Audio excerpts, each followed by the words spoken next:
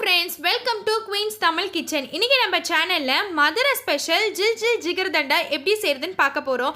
வெயிலுக்கு ரொம்ப இதமா சூப்பரா இருக்கும். இப்போ வாங்க எப்படி செய்யறதுன்னு பார்க்கலாம். இதுக்கு நான் இன்னைக்கு பாத்தீங்கன்னா 1/2 லிட்டர் அளவுக்கு பால் எடுத்திருக்கேன். பால் கட்டாயமா ஃபுல் cream பால் தான் எடுத்துக்கணும். பால் இப்பதான் நான் காய்ச்ச போறேன். ஃபர்ஸ்ட் நம்ம பாலை காய்ச்சிக்கலாம். பால் நல்லா கொதிச்சோனே நம்மளுக்கு ஓரத்துல படிஞ்சிருக்கிற இந்த ஆடைகள் எல்லாத்தையும் எடுத்து இந்த மாதிரி சென்டர்ல ஸ்ப்ரெட் பண்ணிருங்க. ஆடை வந்தாதான் நல்லா டேஸ்டா இருக்கும். ஸோ அதனால ஃபுல் cream milk தான் கட்டாயமா நம்ம யூஸ் பண்ணியே ஆகணும். அடுத்து கெராமலைஸ் பண்ணிக்கலாம். இதுக்கு 2 ஸ்பூன் அளவுக்கு சர்க்கரை எடுத்திருக்கேன். ஒரு 1/4 டம்ளர் அளவுக்கு தண்ணி ஊற்றி கெராமலைஸ் பண்ணிக்கலாம். அடுப்பு மிதமான சூட்டில் வச்சு கெராமலைஸ் பண்ணுங்க. இல்லாட்டி தீஞ்சிரும். தீஞ்ச ஸ்மெல் போட்டால் அப்புறம் சுத்தமாக ஸ்பாயில் ஆயிரும். இப்போ பாருங்க கலர் லைட்டாக சேஞ்ச் ஆயிருக்கு. ஸோ இது இன்னும் கூட ஒரு 2 நிமிஷம் வச்சோன்னா நல்லா டார்க் கலர் வர ஆரம்பிச்சிடும். இப்போ கெராமலைஸ் பண்ண பிறகு நம்ம அப்படியே பாலில் சேர்த்திடணும். பாலில் சேர்த்து கொஞ்சம் கொஞ்சமாக நான் சேர்த்து கலந்து விட்டுருங்க. சப்போஸ் நீங்கள் கெராமலைஸ் பண்ண இந்த லிக்விட் உங்களுக்கு ரொம்ப திக்காயிருச்சு அப்படின்னா அதில் கொஞ்சம் தண்ணி ஊற்றி அதுக்கப்புறம் கூட பாலில் சேர்த்திக்கலாம். ஒன்றும் ப்ராப்ளம் இல்லை. இது எல்லாத்தையும் சேர்த்து நல்லா மிக்ஸ் பண்ணிக்கோங்க.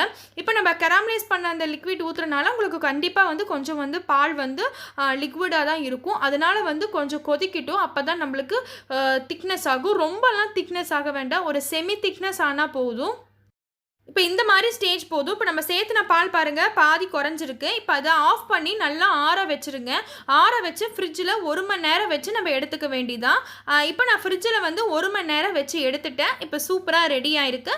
அடுத்து நம்ம செய்ய வேண்டியதான். இப்போ நான் எடுத்து காட்டுறேன் பாருங்கள். இந்த மாதிரி இருக்கணும். இப்போ மேலே பூரா அந்த ஆடை படிஞ்சிருக்கும் இந்த பாலில். அப்போ டேஸ்ட்டாக இருக்கும் நம்ம ஜிகர்தண்டா குடிக்கும் போது. இப்போ நான் பாதாம் பிசின் ஊற வச்சு எடுத்திருக்கேன். இப்போ டம்ளரில் நான் 1 ஸ்பூன் அளவுக்கு பாதாம் பிசின் சேர்த்திருக்கேன்.